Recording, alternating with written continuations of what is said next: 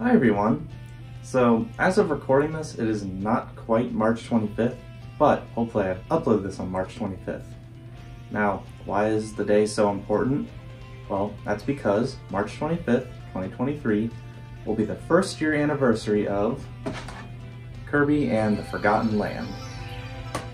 So after years and years of kind of toying with 3D and just kind of messing around with it, HAL Labs finally bit the bullet and made a fully 3D Kirby game. Now, this game's been out for a year now, and I'm not going to pretend like I don't know what's going on inside of here, because I do. This game rocks cocks, and I wanted to make this video just to tell all of you guys why I love this game and why it rocks. So, I'm sure you get how this is kind of going to go, so with that stuff all out of the way, let's go ahead and get into the story of the game. On a peaceful day, Kirby's just chilling and having a grand old time. While flying around on a warp star he found, he runs into, that's an interdimensional vortex. Unable to escape the pull of the vortex, Kirby, Bandana Waddle Dee, and other random Waddle Dees are all sucked up. After being stretched and mangled in the vortex, Kirby blacks out. When he finally snaps out of it, Kirby finds himself washed up on the shore of somewhere. With nothing around him looking familiar, Kirby gets up and starts to explore. At this moment, the player is now in control. It's up to you to figure out what exactly is going on in this place. In just this first area, you'll discover that this land looks a little familiar, but it's clearly been abandoned for centuries at the least. After getting through this first little area by going on a booze cruise, Kirby finds some familiars. Unfortunately, somebody got to the Waddle Dees first, as they are a little more caged up than usual. Rushing forward, Kirby stops upon the destroyed ruins of a town. In this town, though, a friendlier-looking creature is being attacked by those animal dudes. After beating the shit out of them, the little blue mouse guy thanks Kirby. He introduces himself as Elfilin, and he was trying to help the Waddle Dees as well. With a common goal in mind, Kirby and Elfilin set out to go save the Waddle Dees from their imprisonment. And with that, it's time to go to the world map and get a move on. That's all the story we get for now. So let's go ahead and talk about the gameplay. We've had a little intro level we've gotten through, and now we're on the first level of the first main world. So, how does Kirby play in 3D? Well, exactly how you'd think, in the best way possible. He's still got all of his basic moves, running, jumping, sliding, puffing, inhaling, etc. It's Kirby translated into 3D perfectly, and it feels great to control. One thing I found interesting is that you can no longer fly infinitely. Not only will Kirby get tired after a little while, but his height is limited to where he started. If you start on ground level, you can only fly up a little higher than your standard jump, but start from a tree and you'll reach higher than you could on the ground. While a big change from how Kirby has always worked, it was a necessary one. If anything, I really like this change because it prevents you from cheesing a lot of levels and overall makes the level design more interesting.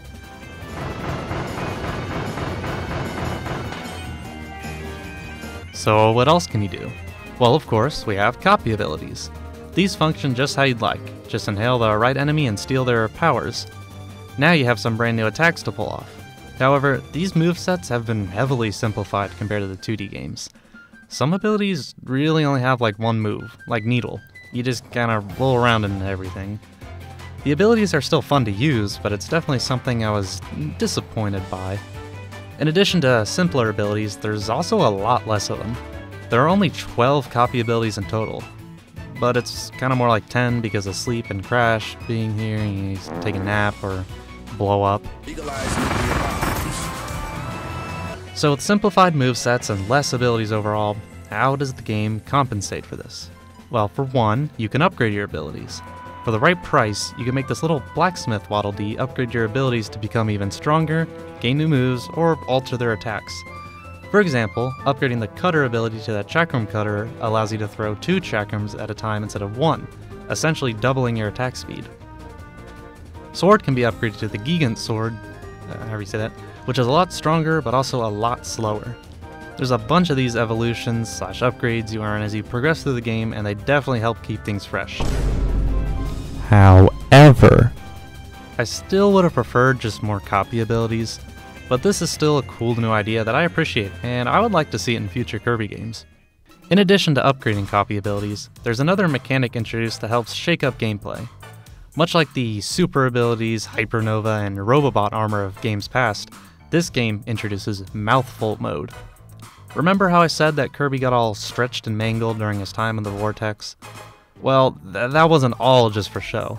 This is the game's explanation for how Kirby is now able to swallow up these huge items and objects and perform new moves using them. The easiest example to point to is the car. Having Kirby put his big DSLs on this car allows him to take control of it and go on a joyride. Are you in a dark area where it's too dark to see or hear? Swallow a giant light bulb to brighten up the area and waddle around all silly-like. There are so many different mouthful objects to use and they really add to the levels. One of my favorites is the vending machine, which allows you to fire out soda cans like a machine gun. Some objects act more like power-ups, some are for solving puzzles, and others are sectioned into their own little areas. For example, swallowing an archway turns Kirby into a glider. You then get to fly through a little gliding segment where you get to smash into shit and avoid crashing. There's too many mouthful objects to go over, so that's just a little taste of how they function. These are probably my favorite little gimmick introduced in a Kirby game yet. As much as I love Return to Dreamland, the super ability segments in that game are very simple, usually just resorting to pressing a button and watching a cool animation blow everything up on screen. Mouthful mode actually switches up the gameplay into something more interesting, and some of the objects make Kirby look very silly, and obviously that's very important. Even with the exclusion of many fan-favorite copy abilities, I would say Forgotten Land does enough to make up for that.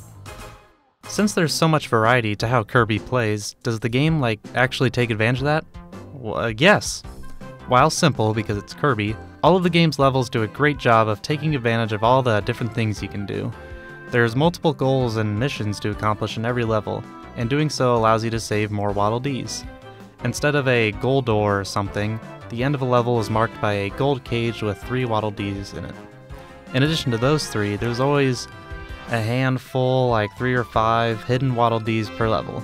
These guys require some exploration or puzzle solving to find. Lastly, there are always a couple secret little missions to do per level that'll let you save more Waddle Dees. This could range from eating a certain amount of food, destroying certain objects, or finding just a secret little room.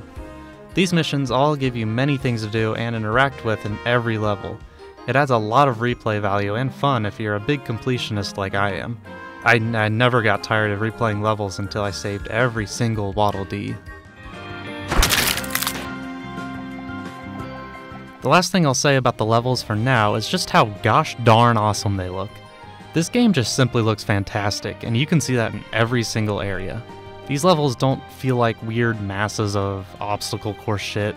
Looking at you, fatty. Hello! They actually feel like a real world.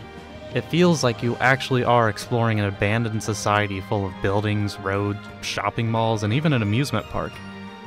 Now, I love Mario as much as the next guy, but most Mario games typically just have levels made to be levels. They're still fun, but they don't feel like a real, believable place. I love every world in this game as they all feel very unique and distinct from each other. My favorite is probably Wandaria Remains. This one is the previously mentioned abandoned amusement park, and it's just so cool. You get to ride roller coasters and explore all the fun little rides. And it's where you first get to do this.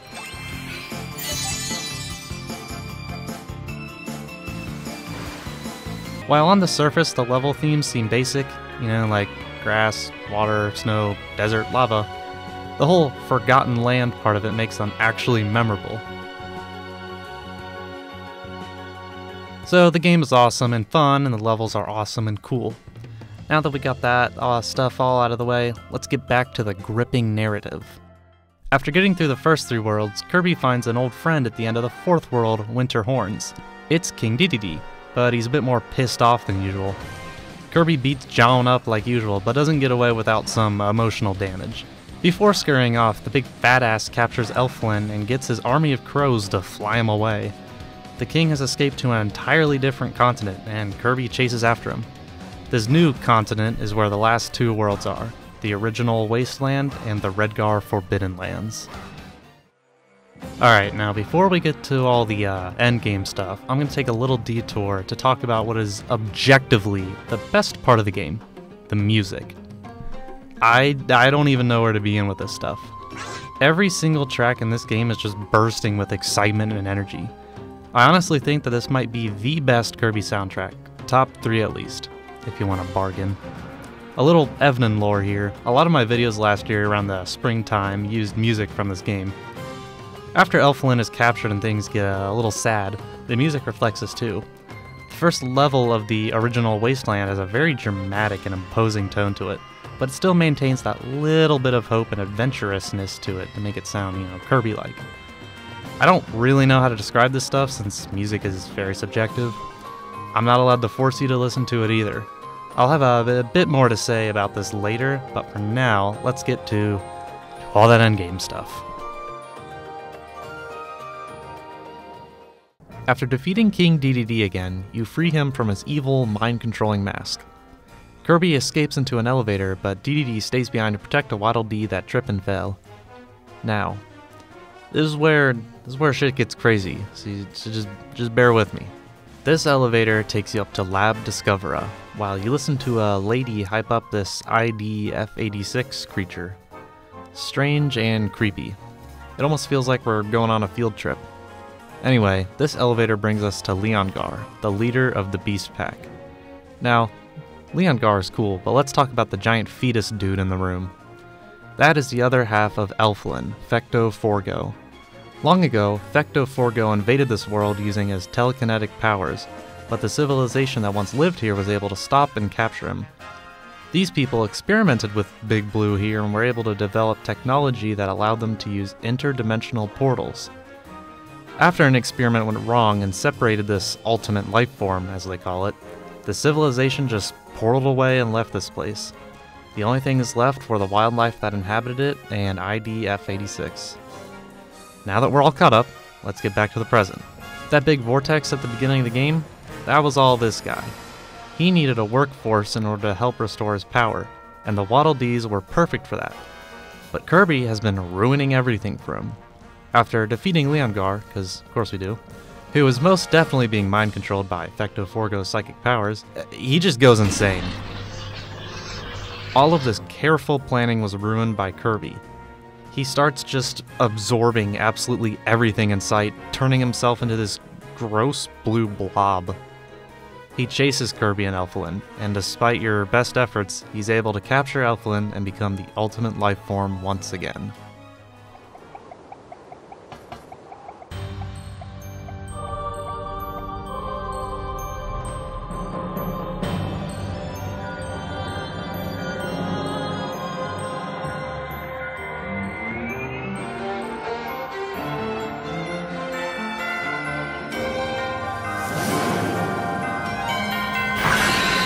This is it. This is peak right here. This belongs in the Library of Congress. This is one of the coolest and most insane endings to a game I've ever played. I didn't mention this earlier for spoiler reasons, but the music to this boss fight is my favorite in the entire game. Two Planets Approach the Rosh Limit is the name for the track, and come on, that's just badass. Fecto Elflis is one of the best final bosses to a video game ever made. Yeah, I'm saying that. The fight just keeps getting crazier and more intense as it progresses. Fecto Elflis is just so gosh darn pissed and wants to kill Kirby so bad. When you finally best this guy, you get a mouthful Elflin out of his body. Fecto Elflis begins to deteriorate, but he didn't hear no bell. He opens a portal that sends Planet Popstar on a collision course to the Forgotten Land. Holy shit, a big rig! Honestly, I don't think anything I can say does this part justice, just watch.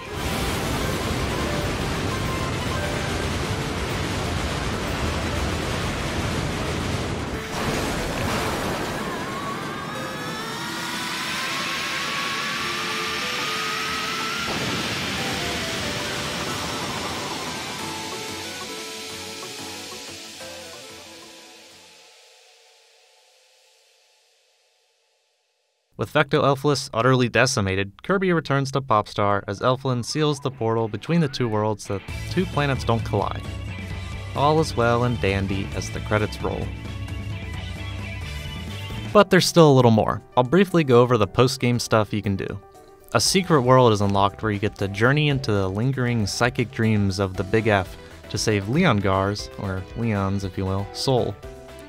This is essentially replaying harder versions of all the stages and bosses with some extra little stuff thrown in. It's pretty fun. Along the way, you'll have to collect fragments of Leon's soul too. Once you finally find Leon and fight a tougher version of him, you now have to face Soul Forgo. Not actually.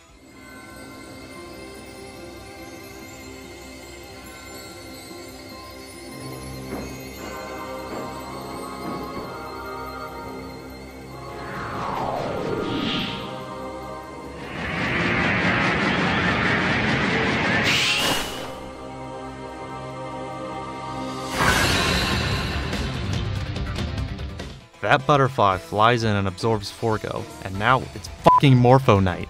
Holy shit, this is so cool. There's even a little more after this. The Ultimate Cup Z is this game's equivalent to the True Arena. After fighting every hard version of every single boss and reaching Morpho Night, you'll see a little shadow fly away after beating him. This is Chaos Elphalus, the most difficult and insane boss in the game. Fecto Forgo was apparently able to steal a little bit of Morpho Knight's power, allowing him to turn into this demon.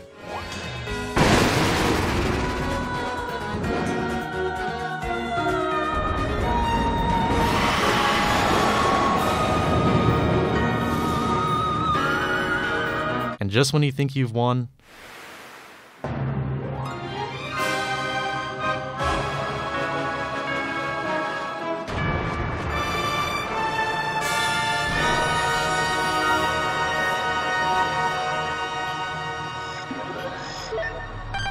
And here we are. holy freaking crap, dude. The second phase of Chaos Elphalus is just so insane.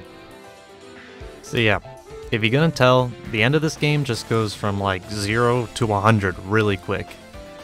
Maybe some people find it jarring, but I just found it really interesting and really cool.